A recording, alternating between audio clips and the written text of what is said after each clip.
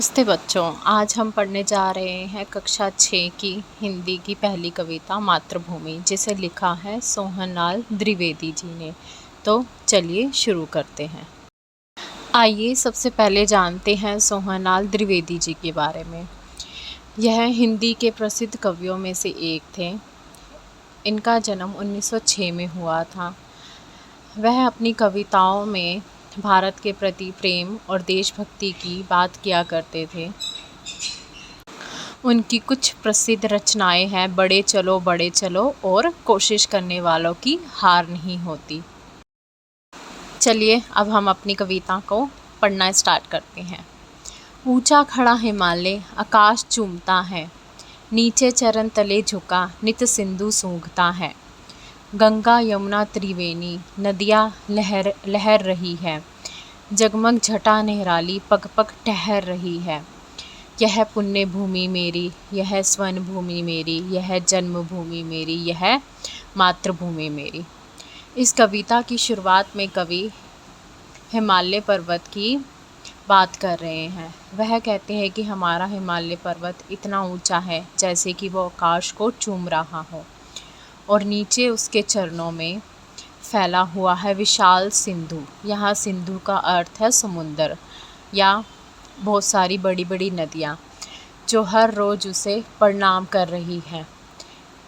फिर वह भारत की नदियों की बात करते हैं, जैसे कि गंगा यमुना त्रिवेणी। त्रिवेणी एक ऐसी जगह का नाम है जहाँ पे 3 नदियाँ आकर मिलती है, गंगा यमुना और सरस्वती, जो लहरों में बहती है और धरती की शोभा को और भी बढ़ा देती हैं। कवि को लगता है कि हर कदम पर इस भूमि की सुंदरता ठहर जाती है। यही तो है हमारी पुण्य भूमि, सोने सी स्वर्ण भूमि, जन्म देने वाली भूमि, यही है हमारी मातृभूमि। ये अब देखते हैं कुछ शब्दार्थ। आपको आपकी स्क्रीन पे पहले पंक्तियों से जुड़े कुछ सरल शब्दार्थ दिख रहे होंगे, आप इनका स्क्रीनशॉट ले सकते हैं। तो अब आगे बढ़ते हैं। झरने अनेक झरते जिनकी पहाड़ियों में, चिड़िया चहक रही है हो मस्त झाड़ियों में। आइए अब इन पंक्तियों का अर्थ समझते हैं। इन पंक्तियों में कवि भारत की प्राकृतिक सुंदरता का वर्णन कर रहा है, और वह भारत की प्राकृतिक सुंदरता को देखकर हर्षित मतलब बहुत ही खुश हो उठता है। जहाँ की पहाड़ियों से अनेक झरने बहते हैं जो प्रकृति की शोभा को और बढ़ाते हैं। हरियाली से भरे हुए इन जंगलों में चिड़ियाएँ चहचहा रही हैं, जिससे वातावरण आनंदमय और जीवित जैसा लगने लग जाता है। अब आप देख रहे हैं पिछली पंक्तियों से जुड़े कुछ सरल शब्दार्थ। अमराइयाँ घनी है कोयल पुकारती है, बहती मुर्द पवन है तन मन संवारती है। वह धर्म भूमि मेरी, वह कर्म भूमि मेरी, वह जन्मभूमि मेरी, वह मातृभूमि मेरी।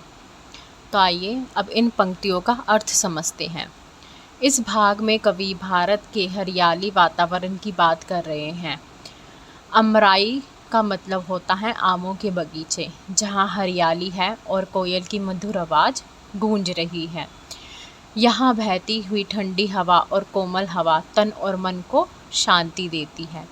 ऐसी भूमि जहाँ धर्म की बात होती है, अच्छे कर्म किए जाते हैं, वही है हमारी धर्म भूमि और कर्म भूमि। और इस धरती पर जन्म लेकर हम भाग्यशाली है, यही हमारी मातृभूमि है। पिछली पंक्तियों से जुड़े कुछ आसान शब्दार्थ। अमराइयों का अर्थ, जैसे कि मैंने आपको पहले बताया, आमों के पेड़ों का बगीचा। मल्ले पवन, ऐसी पवनों को कहा जाता है जो दक्षिण दिशा की ओर से बह रही होती हैं। जन्मे जहाँ थे रघुपति, जन्मी जहाँ थी सीता, श्री कृष्ण ने सुनाई वंशी पुनीत गीत। गौतम ने जन्म लेकर जिसका सुयंश बढ़ाया, जग को दया सिखाई, जग को दया दिखाई। यह युद्ध भूमि मेरी, यह बुद्ध भूमि मेरी, यह मातृभूमि मेरी, यह जन्मभूमि मेरी। इन पंक्तियों में कवि भारत के इतिहास की बात कर रहा है। रघुपति जी का अर्थ है श्री राम जी। यहाँ कवि कहते हैं, जहाँ श्री राम जी और सीता जी जैसे महान चरित्रों ने जन्म लिया, जहाँ श्री कृष्ण ने अपनी बांसुरी के माध्यम से ज्ञान की गीता सुनाई, फिर आते हैं भगवान गौतम बुद्ध, जिन्होंने इस भूमि पर जन्म लेकर पूरी दुनिया को करुणा और दया का पाठ पढ़ाया। यह वही भूमि है जहाँ युद्ध भी हुए, लेकिन इसी भूमि ने बुद्ध जैसे शांति के पुजारी भी दिए। यही युद्ध भूमि, बुद्ध भूमि और सबसे बढ़कर हमारी जन्मभूमि, हमारी प्यारी मातृभूमि है। ये हैं पिछली पंक्तियों से जुड़े कुछ आखिरी सरल शब्दार्थ। अगर आपको वीडियो अच्छा लगा हो तो लाइक करें, शेयर करें और चैनल को सब्सक्राइब करना ना भूलें। मिलते हैं अगली वीडियो में।